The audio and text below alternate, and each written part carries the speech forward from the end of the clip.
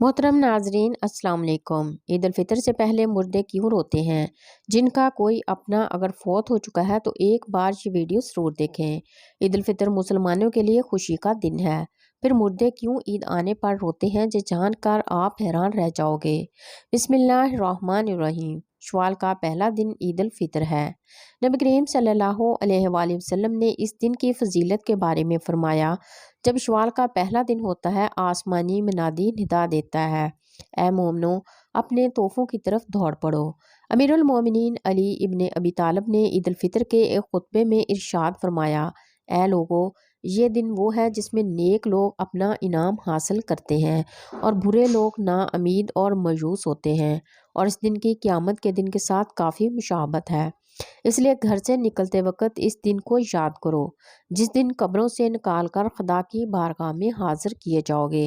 नमाज में खड़े होने के वक्त खुदा के सामने खड़े होने को याद करो और अपने घरों में वापस आते हुए इस वक्त को याद करो जिस वक्त बहिश्त में अपनी मंजिलों की तरफ लौटोगे।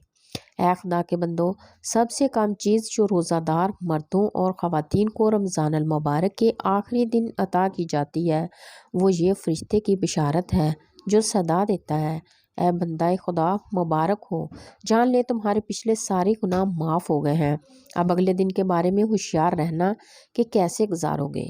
ईद उल फितर अपने अमाल और इबादत का इनाम हासिल करने का दिन है, इसलिए मुस्तहब है कि इस दिन बहुत ज़्यादा दुआ की जाए, खुदा की याद में रहा जाए, बेपरवाही ना की जाए और दुनिया और आखिरत की नेकी तलब की जाए। ईद उल फितर के दिन मुसलमानों के लिए दो बड़ी खुशियां हैं। एक ये कि इस दिन अल्लाह ताला सदक़ातुल फितर कबूल फरमाता है। ये बहुत बड़ी सआदत है कि अल्लाह ताला हमें माल अता फरमाकर फिर इसमें से कुछ अपने नाम पर कबूल फरमा ले और इसे हमारी आखिरत के लिए महफूज फरमा दे। इसलिए ईद के दिन पहला काम सदक़ातुल फितर अदा करना है। दिल की खुशी के साथ खूब ज़्यादा से ज़्यादा सदक़ातुल फितर अपनी तरफ से और अपनी नाबालग औलाद की तरफ से अदा करें और अल्लाह ताला का शुक्र अदा करें कि इसने हमें इसकी तौफीक अता फरमाई। दूसरी खुशी मुसलमानों के इज्तिमा में अल्लाह ताला के हुजूर 2 रकत नमाज अदा करने की है। रमज़ान अल मुबारक में महबूब की खातिर भूखे प्यासे रहने वाले आशिकीन को आज एक ख़ास मुलाकात पर बुलाया गया है। ये ख़ास मुलाकात है ईद की नमाज। इसलिए सुबह उठकर खूब अच्छी तरह नहा लें, पाक साफ़ हो जाएं, अपने लिबास में से जो अच्छा हो वो ज़ेब तन करें, खुशबू लगाएं, मसवाक करके मुंह को मअतर करें, जो अतर मैसर हो वो लगाएं, सुरमा और अमामा से जीनत हासिल करें। ईद के दिन शुक्र करें। ईद तो एक दीनी खुशी है, रमज़ान अल मुबारक की रहमतों और बरकतों की खुशी। बस जिसकी रमज़ान अल मुबारक में बख्शिश हो गई, इसकी ईद तो खुद ही हो जाती है, और जो रमज़ान अल मुबारक में महरूम रहा वो लाख खुशियाँ और मस्तियाँ कर ले, इसकी कोई ईद नहीं। ईद का दिन शुक्र और शुक्राने का दिन है। कुनात और इस्तिगना का ताज पहने और कब्र की मिट्टी को याद रखें। रब काबा की कसम, दुनिया इन्हीं लोगों को सताती है जो मौत और कब्र को भूल जाते हैं, और जो लोग मौत और कब्र को याद रखते हैं ये दुनिया इनके कदमों में गिरती है। ईद का एक दिन भी गुजर जाएगा, चारों तरफ दुनिया के मेले देखकर अपनी गरीबी और फ़कीरी को दागदार न होने दें। जब ईद का दिन आता है तो मुर्दों में कब्रों के अंदर एक हलचल सी मच जाती है। ज़मीन के ऊपर तो एक खुशी होती है, ईद का दिन होता है, एक बहुत ही पुरमसरत मौका होता है, लेकिन कब्र के अंदर का माहौल ये होता है कि अल्लाह पाक जो अजाब रमज़ान में इन पर से उठाता है वो वापस नाजिल हो जाता है। जैसे आप सल्लल्लाहु अलैहि वसल्लम ने फरमाया कि जब रमज़ान का चाँद देखा जाता है तो शयातीन को जकड़ दिया जाता है, इनको कैद कर दिया जाता है और मुर्दों के अजाब में से अल्लाह ताला रमज़ान में तखफीफ फरमाता है।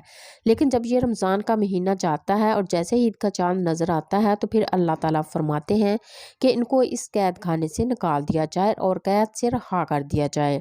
तो उन शयातीन को आज़ाद कर दिया जाता है, और इसी के साथ कुछ मुर्दे ऐसे होते हैं जिनके ऊपर सिर्फ रमज़ान भर के लिए अजाब में तखफीफ की गई थी और रमज़ान ही में इनके ऊपर से अजाब को हटाया गया था। तो जैसे ही रमज़ान मुकम्मल होता है, ईद का चाँद देखा जाता है तो इनके ऊपर अजाब को फिर से नाफिज कर दिया जाता है। हदीस शरीफ में आया है कि जब ईद उल फितर का दिन आता है तो फरिश्ते रास्तों पर खड़े हो जाते हैं और आवाज़ लगाते हैं, ए मुसलमीन की जमातों, अपने रब करीम की तरफ चलो, वो तुम्हें एक अच्छे काम की तौफीक देता है, फिर इस पर सवाब अजीम अता फरमाता है। تمہیں رمضان المبارک کی راتوں میں نماز پڑھنے کا حکم دیا اور تم نے نماز پڑھی۔ تمہیں دن میں روزہ رکھنے کا حکم دیا، تم نے روزہ رکھا۔ تم نے اپنے رب کے حکم کی اطاعت کی، اب اس کا انعام حاصل کرو۔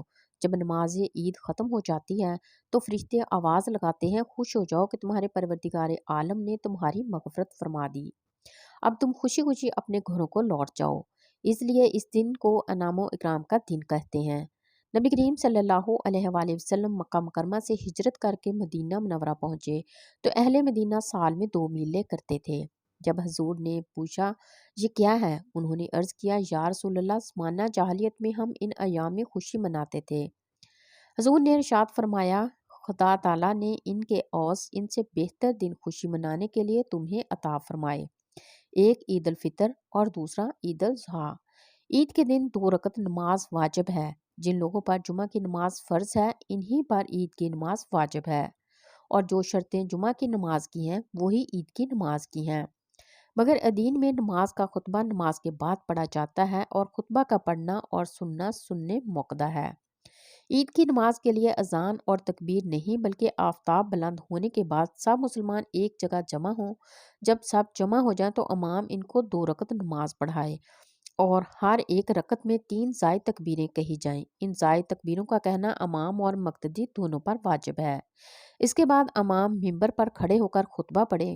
اب بات یہ ہے کہ عید تمام جیتے جاگتے انسانوں کے لیے تو خوشی کا باعث ہے، لیکن مردے یہ کیوں چاہتے ہیں کہ کبھی بھی عید نہ آئے؟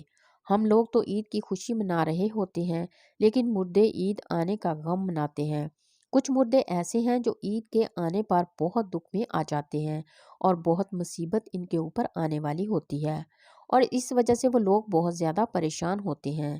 جب ہم لوگ ادھر ادھر شاپنگ کر رہے ہوتے ہیں، گھوم رہے ہوتے ہیں، ہم لوگوں کو عید آنے کی خوشی ہوتی ہے کہ عیدی جلدی آ جائے، لیکن مردوں کو عید آنے کا دکھ ہوتا ہے۔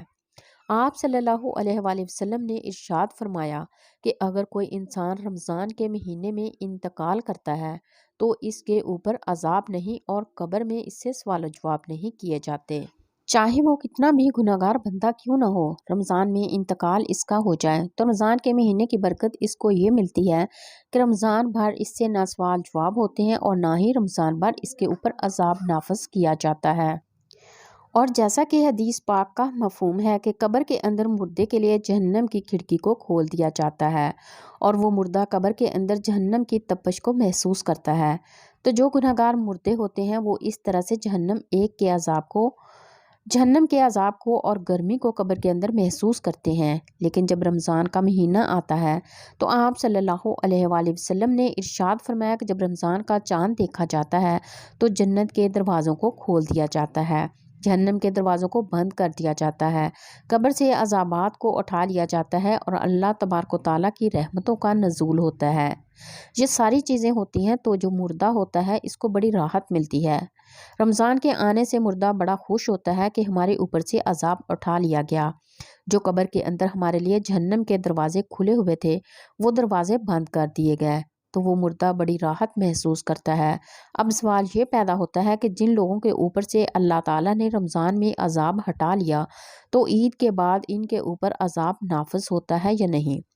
کچھ مردے تو ایسے ہوتے ہیں جن کے اوپر عذاب نافذ نہیں ہوتا، لیکن بہت سارے مردے ایسے ہوتے ہیں جن کے اوپر عید کے دن ہی جیسے رمضان کا مہینہ ختم ہوتا ہے فوراً ہی اسی طرح سے عذاب شروع ہو جاتا ہے، جیسے پورا سال وہ لوگ قبر میں سزا اور عذاب بھگت رہے تھے۔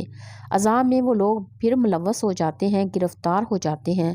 بعض علماء فرماتے ہیں کہ جب کوئی انسان رمضان کے مہینے میں انتقال کرتا ہے اور اسے قبر میں سوال و جواب نہیں ہوتے، اور جب ایک مرتبہ اللہ تعالیٰ کسی کے اوپر سے عذاب کو اٹھا لے تو پھر دوبارہ ان پر عذاب نازل نہیں کرتا، بشرط یہ کہ اس کے لیے کوئی صالح ثواب کر رہا ہو یا مغفرت کی دعا کر رہا ہو۔ ہر مردے کو اس کے اعمال کے مطابق سزا دی جاتی ہے۔ جو نیک لوگ ہوں گے جن کو اللہ تعالیٰ نے کافی کر دیا کہ ان کو 2، 4، 6 مہینے سزا ہوگی، بس اب ان کے اوپر سزا نافذ نہیں ہوگی۔ پھر رمضان کی برکت سے ان پر سے عذاب ٹھا لیا گیا، تو اب اگر اللہ نے چاہا تو ان پر کبھی عذاب نہیں ہوگا۔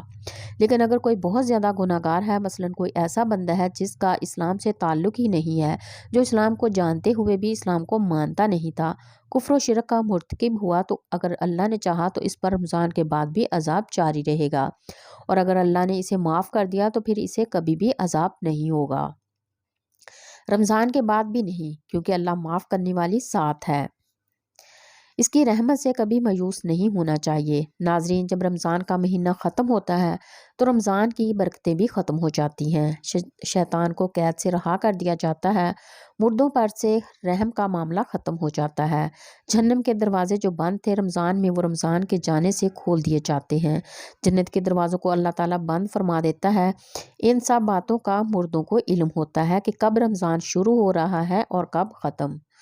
تو رمضان کے جانے سے اہل قبور یہ سوچتے ہیں کہ اب رمضان جا رہا ہے اور پھر عید جیسے ہی آئے گی اس کے بعد ہم پر عذاب کو پھر سے نافذ کر دیا جائے گا، جس کی وجہ سے وہ غمگین ہو جاتے ہیں اور روتے ہیں۔